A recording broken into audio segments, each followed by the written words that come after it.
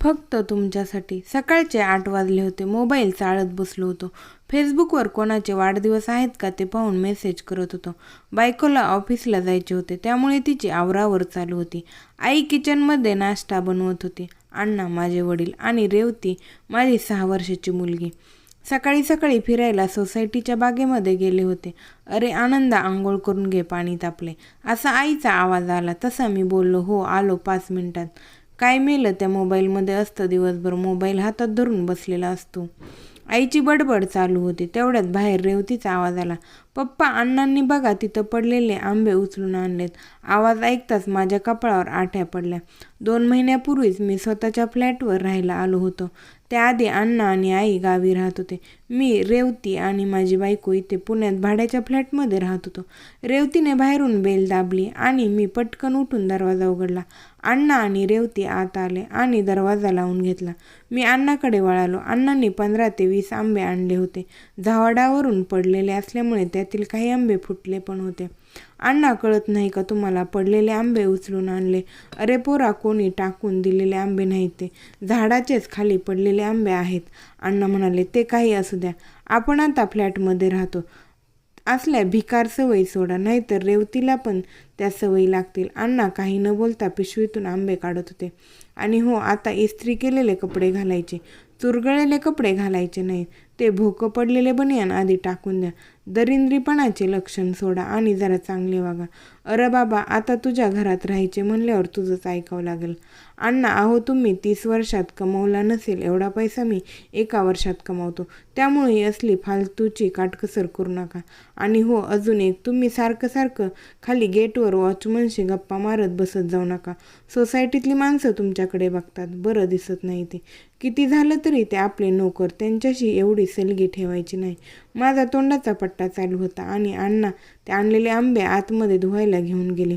आई माझं सगळं बोललेलं ऐकत होती, पण काही न बोलता तिचं काम चालू होतं. थोड्याच वेळात बायको ऑफिसला निघून गेली. आता घरात मी, आई आणि अण्णा आणि रेवती, आम्ही चौघेच होतो.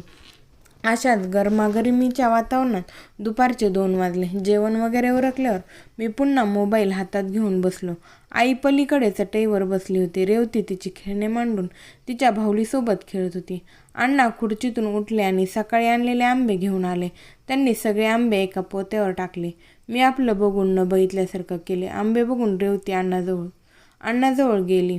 खरं तर तिला पण आंबा खायचा होता, पण मी रागवणार म्हणून ती गप्प बसली होती. अण्णांनी एक आंबा तिला दिला. तसा तिने आंबा खायला सुरुवात केली. वा, किती गोड आहे आंबे, रेवती बोलली आणि माझं लक्ष तिकडे गेलं. मी सहज बोललो, खरंच एवढा गोड आहे का आंबा? हो पप्पा, आपण मागच्या आठवड्यात आणलेल्या पेटीतल्या आंब्यापेक्षा गोड आहे. मी तिचा आंबा खात असतानाचा फोटो मोबाईलवर काढायला लागलो. तसं मला अण्णांनी आवाज दिला, पोरा, तुला पण लहानपणी पाडाचे आंबे फार आवडायचे, म्हणून तू शाळा सुटली की मुद्दामहून पाटलाच्या आमराईतून घरी यायचा आणि आमराईत पडलेले आंबे तुझ्या शाळेच्या दप्तरात भरून आणायचा. पडलेले आंबे उचलले की पाटील पण कोणाला काही बोलत नसायचं.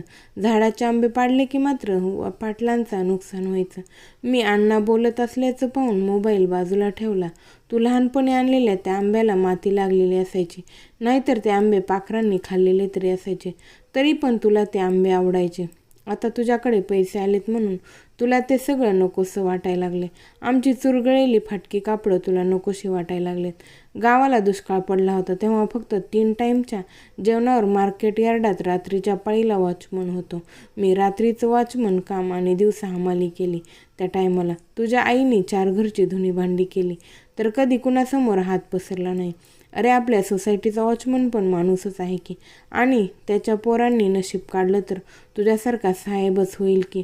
अरे, माणसाने माणसासारखं राहायला पाहिजे, एवढंच कळतं बघ आम्हाला. म्हणून तर त्या वॉचमनबरोबर गप्पा मारत असतो. पहिल्यापासूनच असं आहे बघा आम्ही.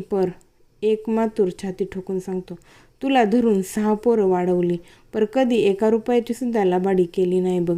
कालच्या वादळ वाऱ्याच्या पावसात हे पिकलेले आंबे जसे गळून खाली पडले, तशी म्हातारी पाखरंसुद्धा तुमच्या आयुष्यातून उडून जातील. आता आम्हा म्हाताऱ्यांचे असे किती दिवस राहिलेत, जी मान खाली घालून सगळे ऐकत होते. मध्येच आईकडे लक्ष गेलं. ती पदराने डोळे पुसत होती.